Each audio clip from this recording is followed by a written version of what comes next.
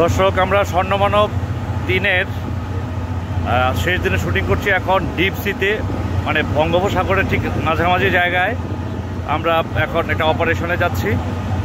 এই অপারেশনটা একটা ফরেনসিককে আমরা ইনভেস্টিগেট করব, সেই জন্য আমরা মাঝ সাগরে চলে এসেছি। অনেক দোল খাচ্ছে, আপনারা দেখছেন যে আমরা একটা ট্রাক বোর্ডে আছে, কোস্টগার্ডের ট্রাক বোর্ড, স্পিড বোর্ড। সেই স্পিড বোর্ডে আমরা আছি। অনেক রোলিং হচ্ছে, অনেক বড় বড় ওয়েভ, অনেক রিস্কি জব, চ্যালেঞ্জিং ওয়ার্ক, কিন্তু আমরা করে যাচ্ছি খুব সতর্কতার সঙ্গে। আমাদের সঙ্গে আছে কোস্টগার্ড আমাদের নিরাপত্তার জন্য।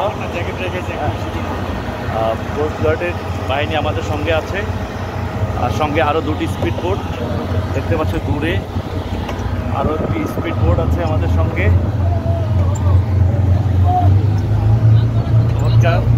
রোলিং হচ্ছে। ভিতরে আমাদের আরও ফোর্স আছে, ইন্ডিয়া ফোর্স।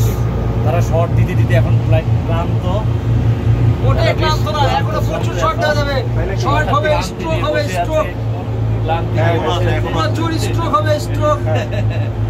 খুবই চ্যালেঞ্জিং ওয়ার্ক আপনাদের সঙ্গে শেয়ার করছি।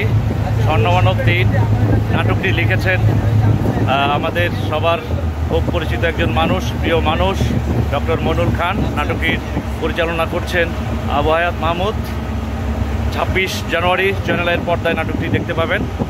আমরা মাঝ সাগরে ডিপ সিতে যে অপারেশনটা করলাম, সেই অপারেশনটা দেখতে হলে 26 জানুয়ারি চ্যানেল আইয়ের পর্দায় চোখ রাখতে হবে, তাহলে দেখতে পাবেন আমরা কোন চ্যালেঞ্জিং কাজটি এখানে করলাম।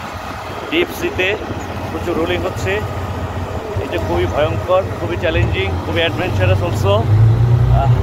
খুবই ভয়ঙ্কর, ভয় পাচ্ছি, ভয়ের মধ্যেও আবার ভয়কে জয় করে আমরা কাজ করে যাচ্ছি। লাইটার বোর্ড দেখা যাচ্ছে বিশাল, কোথাও কিছু নেই, চারদিকে সাগর আর সাগর। আর কিছু দূরে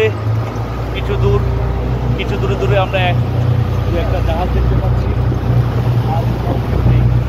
আর আছে আমাদের ডিওপি মোস্তাক, খুব পরিশ্রমী একজন ডিওপি, আমাদের সঙ্গে কাজ করছে।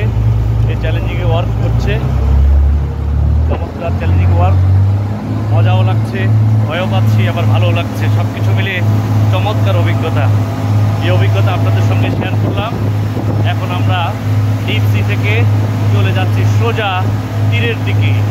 এখান থেকে 2 ঘন্টা লাগবে তীরে যেতে, অর্থাৎ পতেঙ্গা পৌঁছাবো আমরা। চট্টগ্রাম সমুদ্র বন্দর আমরা এখান থেকে পৌঁছাবো 2 ঘন্টার মাঝখানে। আমাদের জন্য দোয়া করবেন আর অপেক্ষায় থাকুন। আগামী 26 জানুয়ারি চ্যানেলের পর্দায় স্বর্ণমানব 3। Thank you.